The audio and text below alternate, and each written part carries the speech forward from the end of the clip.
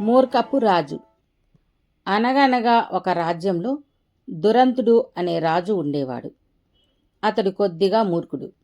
ఆ రాజుకు ముసలివారంటే ఎందుకు పనికిరాని వారని, వారికి తిండి పెట్టడం వృధా అని తలచి సైనికులకు వృద్ధులను ఊరి నుండి తరిమివేయమని, పోకుంటే చంపివేయమని చెప్పాడు. రాజాజ్ఞ విని ముసలివారందరూ రాజును తిట్టుకుంటూ పక్క దేశాలకు పారిపోయారు. మాధవుడు అనే యువకుడు మాత్రం తండ్రిని పంపడానికి మనస్సు రాక తమ ఇంటిలో భూమి కింద ఎవరికీ తెలియకుండా ఒక గదిని కట్టి తండ్రిని అందులో ఉంచాడు. తండ్రికి రహస్యంగా అన్నం పెడుతూ జాగ్రత్తగా బయట వారికి తెలియకుండా దాచిపెట్టాడు. ఇలా ఉండగా ఈ రాజు మూర్ఖత్వం గురించి పక్క దేశ రాజుకు తెలిసింది. దురంత రాజుకు ఒక లేఖని పంపాడు. దురంత, నేను నీ రాజ్యంపై యుద్ధం చేసి రాజ్యాన్ని ఆక్రమించాలి అని అనుకుంటున్నాను. కానీ నీకు ఒక అవకాశం ఇస్తున్నాను.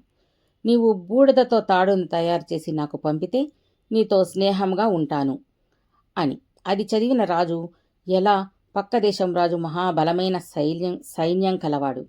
అతనితో యుద్ధం కన్నా స్నేహమే మేలు.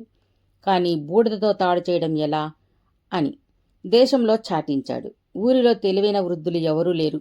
అంతా కొత్తగా జీవితాలకు వచ్చిన వారే. రాజు ప్రజలను బూడిద తాడు చేయమని దండోర వేయించాడు. ఎవరి వల్ల కాలేదు. మాధవుడు తండ్రికి అన్నం పెడుతూ ఉంటే, తండ్రి, నాయనా, బయట ఏంది గొడవగా ఉన్నది అని అన్నాడు. ఏమీ లేదు నాన్న, రాజుగారు బూడిదతో తాడు పేనమని అడిగాడు. ఎవరైనా చేస్తే ధనం ఇస్తాడట, దాని గురించి అని అన్నాడు. మరుసటి దినం మాధవుడు, తండ్రి, మాధవ, బూడిద తాడు నువ్వు తయారు చేయలేకపోయావా అని అడిగాడు. నాన్న, అది జరిగే పనేనా అని అన్నాడు మాధవుడు. నేను చేస్తాను అని పెద్ద పేనిన తాడుని తెమ్మని చెప్పాడు. తెచ్చిన తాడుని ఒక ఇనుప పల్లెంపై చుట్టలు చుట్టలుగా చుట్టి పెట్టాడు. గాలి కొంచెం కూడా తగలిని ప్రదేశంలో దానిని ఉంచి దానికి నిప్పు పెట్టాడు. తాడు మొత్తం కాలి బూడిదయ్యింది. కానీ రేకులో అది తాడు రూపంలో అలాగే ఉంది. వెంటనే గాజు జాడీని తెప్పించి ఆ తాడుకు గాలి తగలకుండా జాడీతో పైన మూత వేయించాడు.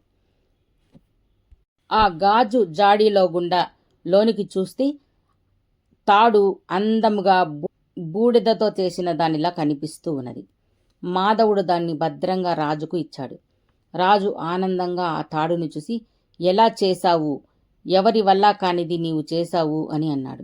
క్షమించండి, ఇది నా తండ్రి చేశాడు. పెద్దవారికి అనుభవం ఉండడం వల్ల ఎన్నో తెలివితేటలు ఉంటాయి. వారు పిల్లలను మార్గదర్శకత్వంలో ఉంచుతారు అని చెప్పాడు. అప్పుడు రాజుకు బుద్ధి వచ్చింది. రాజ్యంలో ముసలివారు ఉండకూడదు అన్న నియమం తీసివేశాడు. పక్క రాజుకు బూడిదతో చేసిన తాడును పంపాడు. ఆ రాజు ఆశ్చర్యపోయాడు. బూడిద తాడు చేయలేక యుద్ధం చేసి ఓడిపోతారు అని అనుకున్నాను.